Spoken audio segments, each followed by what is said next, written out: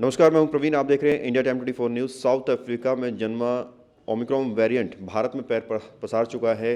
23 से ज़्यादा केसेस आ चुके हैं। डॉक्टर्स इस पर क्या कहते हैं, उनकी रिसर्च क्या कहती है, कितना खतरनाक है ये और क्या ये तीसरी लहर का कारण बन सकता है, ये समझने के लिए मेरे साथ महाराजा अग्रसेन हॉस्पिटल के vice president doctor Virendra Garg है।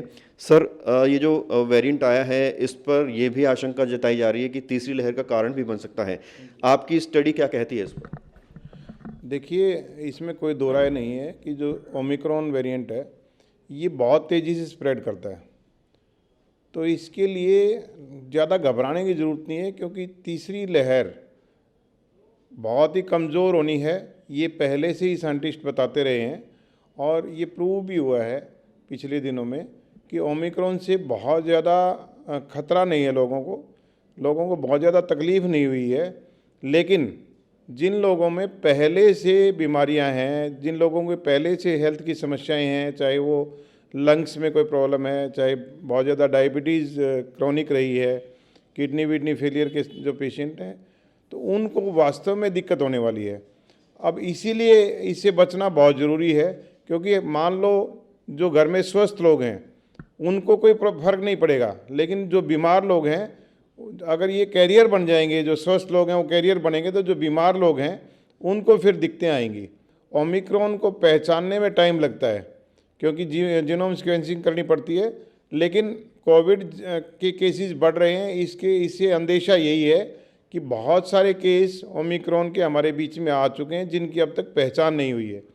तो अब हम अगर सावधानी बरतेंगे, जनता अगर मान लो मास्क का यूज़ करेगी, जनता अगर दूरी बनाकर रखे, तो इसके प्रचार प्रसार को बहुत संभव रोका जा सकता है। और जो सबसे बड़ी बात है, जिन लोगों ने अभी तक वैक्सीन नहीं ली है उन्हें कृपया जाकर अपने जहाँ पर भी नज़दीक में सुविधा है वैक्सीन ज़रूर ले लें। वैक्सीन इससे बचाव का बहुत ज़रूरी साधन है, ताकि इसकी जो कोविड की चेन है वो ब्रेक हो सके, ताकि हम कोविड के कैरियर ना बने, कोविड को फैलाने में सहायक ना बने। इसलिए आप सबसे मेरा ये अनुरोध है कि जिसने भी अब तक वैक्सीन नहीं ली है वो अपनी वैक्सीन जाके ले लें। सर, आपने प्रिकॉशंस की बात की, आपने वैक्सीन की बात की, लेकिन ये भी कहा जा रहा है कि जो वैक्सीन है वो असर नहीं कर रही है इस पर। देखिए, ओमिक्रॉन भी कोविड का ही एक प्रारूप है, कोविड का ही एक प्रकार है। म्यूटेशंस हुई हैं, काफ़ी सारी म्यूटेशंस हुई हैं, लेकिन फिर भी कोविड की जो वैक्सीन है वो इसमें बचाव के लिए कारगर साबित होगी। जो हमारे टी सेल्स हैं उनके अंदर मेमोरी रहती है, वो इस प्रकार का जो प्रोटीन उनके किसी भी वायरस में मिलता है वो उस पर काम करता है, और थोड़ा बहुत हमारा जो इम्यून सिस्टम है उसको पहचान के वो भी अपने आप में बदलाव कर लेता है। इसलिए पैनिक बनाने की बिल्कुल आवश्यकता नहीं है, सावधान रहने की आवश्यकता है।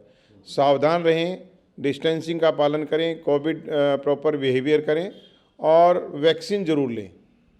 डॉक्टर वीरेंद्र, जब भी इस तरह कोई वेरिएंट आता है, तैयारियां शुरू हो जाती हैं। सरकार की अपने स्तर पर तैयारियां चल रही हैं, हॉस्पिटल की अपने स्तर पर तैयारियां चल रही हैं। महाराजा अग्रसेन की अगर बात करें तो क्या कुछ तैयारियां चल रही हैं? क्या हॉस्पिटलाइजेशन की ज़रूरत पड़ेगी लोगों को? देखिए, मैं उम्मीद करता हूँ बहुत ज़्यादा लोगों को इसमें हॉस्पिटलाइजेशन की ज़रूरत नहीं पड़ेगी। अगर ये वेरिएंट को ओमिक्रॉन अगर देश में चाहते ना चाहते हुए अगर फैलता है तो हॉस्पिटलाइजेशन की ज़्यादा लोगों को ज़रूरत नहीं पड़ेगी। लेकिन जिन लोगों में पहले से समस्याएं हैं उनको हो सकता है कि हॉस्पिटलाइजेशन की ज़रूरत पड़ जाए। इसके लिए हमने महाराजा अग्रसेन हॉस्पिटल पंजाबी बाग में भी और महाराजा अग्रसेन हॉस्पिटल द्वारका में भी, दोनों जगह हमने ऑक्सीजन के जो PSA प्लांट हैं वो लगाए हैं, ताकि ऑक्सीजन की, जैसे पिछली बार बहुत दिक्कत का सामना करना पड़ा था, उस प्रकार की दिक्कत का सामना ना करना पड़े। इसलिए इसके लिए हमने स्पेशल वार्ड भी अभी अलग से कुछ बेड्स अगर बढ़ाने पड़े तो उसके लिए भी अभी से तैयारी कर लिए। उसके लिए सारे हमने अरेंजमेंट्स डॉक्टर्स और बाकी स्टाफ का पहले से ही सोच के रखा है कि अगर ज़रूरत पड़ी तो उसमें इजाफा किया जा सके संसाधनों में, ताकि लोगों को जितनी ज़्यादा सुविधा हम दे सकें उतनी ज़्यादा सुविधा ये ट्रस्ट के माध्यम से हम दे पाएँ। सर, ट्रीटमेंट की अगर बात करें तो क्या इसमें भी वही ट्रीटमेंट सेम रहेगा जो डेल्टा के वक्त में रहा था, या फिर इसमें बताया जा रहा है कि रिकवरी जल्दी होती है और ट्रीटमेंट में कुछ बदलाव है?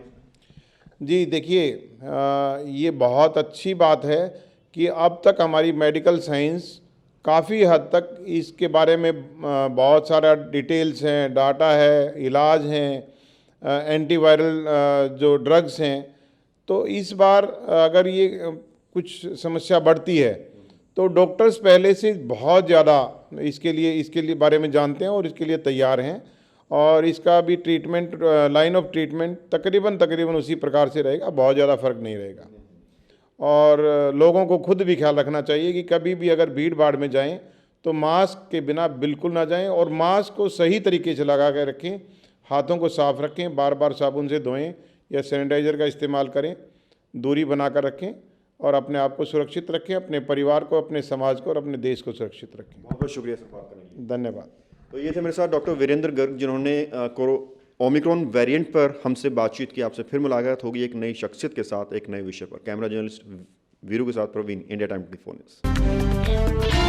खबरों से खबरदार रहने के लिए चैनल को सब्सक्राइब करें और प्रेस करें बेल आइकन।